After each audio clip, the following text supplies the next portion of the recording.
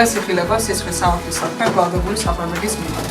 საქმეს იხილავს ხალხის საჯარო სასამართლო. Განშაული გათვალისწინებულია საქართველოს სისხლის სამართლის კოდექსის მუხლები. 115 მუხლი თვითკოვანდა მიყვანა, 127 მუხლი გაუპატიურება და 167 მუხლი კურდობა. საბადრავო სამსახურის მიერ წარმოდგენილ იქნა ბრალდებული საფარბეგი.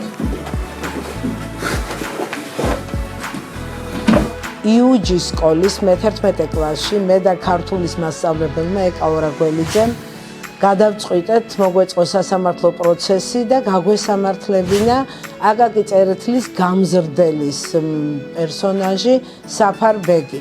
პროცესი იყო ძალიან საინტერესო, მოსწავლეები შევარჩიეთ როლებში და თვითონ მოამზადეს სიტყვები, წინვალეთ იმუშავეს პროკურორებმა, დაცვის მხარემ, მოწმეებმა. პროცესი იყო ძალიან საინტერესო, გადაწყვეტილებას საფარბეგი დამნაშავე იყო თუ არა, უნდა გამოეტანათ ნაფიც მსაჯულებს და ძალიან ხანგრძლივი კამათის შემდეგ მიიღეს გადაწყვეტილება და საფარბეგი ცნეს დამნაშავედ.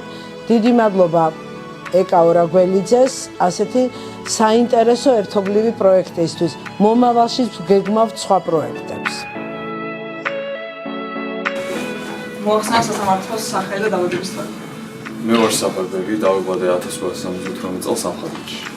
წარდგენ ბრალდებაში ცნობ თუ არ თავს დამნაშავედ. არანაირად. ბრალდების მხარე ითხოვს სასამართლომ ქმედება სრული სიმკაცრით შეაფასოს და სამართალმა უნდა აჩვენოს ის, რომ ასეთი ქმედება დაუხსნელი არ დარჩება. ეს შეიძლება ჩაითვალოს როგორც ადამიანის თვითკვლავმა და მიყვანა. დღეს აქ არ გავარ იმისთვის, რომ მოეყო მძიმე ბრალდება, ან შევამცირო ის კიბილი, რომელზეც საუბარია. თქვენ უნდა დავსვათ ესეთი კითხვა. გვაქვს თუ არა ესეთი მტკიცებულებები, რომელიც არ ტოვებს ეტლის საქმეს? არც ერთი ბრალდება არ არის დამტკიცებული საკმაოდ სამი მტკიცებულებები. ასე აუცილებელია გავითვალისწინოთ იმ დროის ისტორიული და სოციალური კონტექსტი, რადგან საფარბეგის შეფასება თანამედროვე კანონმდებლობით არ არის სწორი. დაადასტურეთ სასამართლოსთვის, რა სტატუსით იმყოფებოდა საფარბეგი თქვენს ოჯახში მომხდარის ღამით. საფარბეგი იყო ბათუს ძუძუმტე, თითქმის ძმა და მოვიდა რაღაც გარკვეული თხოვნით. აუში იგი თავის მასწავლებლთან, რომელსაც მე არ ვიცნობდი. ეს ყველაფერი იყო საფარბეგის ინფორმაციული манипуლირება და ისიც კანონით იშევა. მადლობა. მედიცინურად ეგრე შეიძლება ინფექცია შეეჭრას და მოგდარიყო. თქვენ იმაზე მითითებთ, რომ საფარბეგი დამეხმარა, რადგან კუნძულები მოიმონა. დიახ.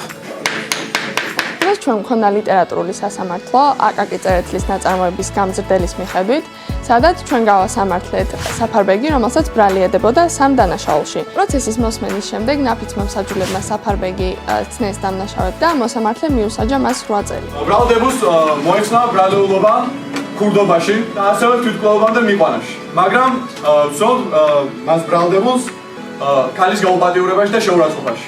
მადლობა. შესაბამისად მას ენიჭება სასჯელი თავისუფლების აღკვეთა 8 წლის ვადით.